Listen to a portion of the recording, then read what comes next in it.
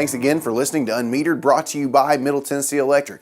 As a member-owned, not-for-profit electric cooperative, Middle Tennessee Electric wants to remind all of its members that membership has benefits. And you can actually find out more about that information by going to experiencemembership.coop. That's experiencemembership.coop, where you can find a full list of benefits that members can enjoy, things like prepay, pick a due date, even you can find information about sharing change.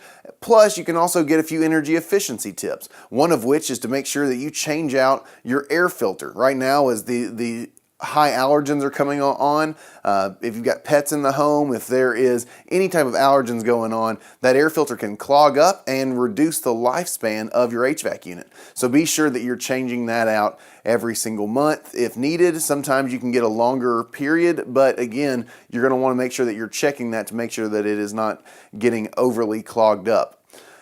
With that being said, today we've got a new story for you. It's called Tommy Boy, the bright sheep of the family. And with that, let's get started. Today's story is titled Tommy Boy, the bright sheep of the family. Let me tell you about Tommy Boy.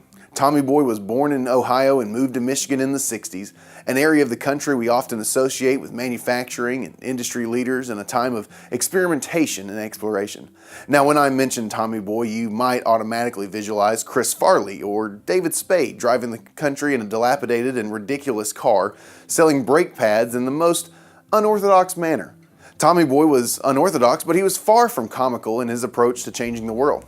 You see, Tommy Boy was homeschooled by his mother at the age of 11 because after a few short weeks at school, his teacher deemed him too difficult because of his hyperactivity and proclivity to getting distracted. This shouldn't come as a surprise that a prepubescent child had an issue with sitting still and not exploring the world around him. This explorative interest in the world around him led him to sell papers on the local railroad and to create his own paper about local events at the age of 12. One day, while doing a self-designed chemical experiment, Tommy Boy set his lab on fire, resulting in him getting a beating from the train conductor because his lab happened to be at the railroad's baggage car. So, Tommy Boy would go on to say that this beating is when his ears were damaged and he began to lose his hearing, despite a medical history of scarlet fever and ear infections all through his childhood. Either way, Tommy Boy was banished from riding the train and selling his paper and was forced to sell papers at the railroad station. It was here that a grateful man taught him how to operate the code system after Tommy Boy had saved the man's child from being run over by a train. At the age of 15, Tommy Boy left home and toured the Midwest, working as a substitute code operator for men gone away to war. While he was an operator by career, he self-taught himself on a variety of subjects, and during his spare time experimented and tested his academic theories.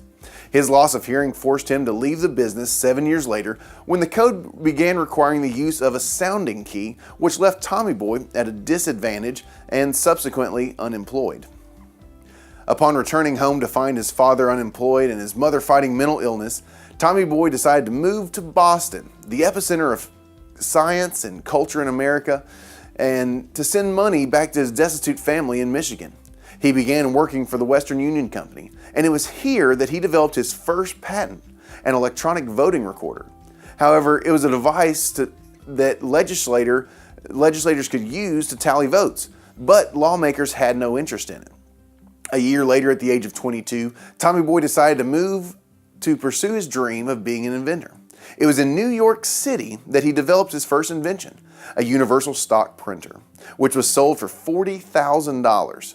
Tommy Boy quickly quit his day job and devoted his full attention to inventing. In the 70s, Tommy Boy had earned a reputation for being one of the premier inventors in America. He had established a laboratory and manufacturing facility in New Jersey and worked as a freelancer for many of the known titans of industry. While he took several contracts for Western Union Telegraph, he took just as many from their competitors. One of those inventions resulted in the first technology to record and replay sound. Now, Tommy Boy's most notable invention happened after he bought patents from Henry Woodward and Matthew Evans in the late 70s. The patents he bought allowed him to improve their concepts and invent the first incandescent light bulb in 1879. And that's the unmetered story about Tommy Boy.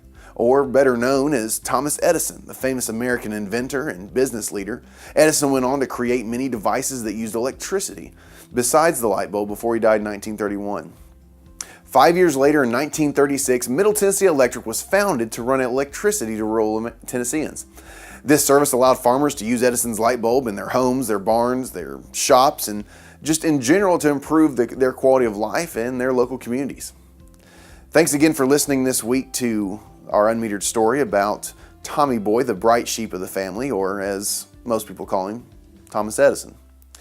And, of course, if you want to know more about your benefits as a member, go to experiencemembership.coop. That's experiencemembership.coop. Because if you get a bill from Middle Tennessee Electric, you're not just a customer, you're a member, and membership has its benefits. Thanks for listening this week. We look forward to seeing you next time.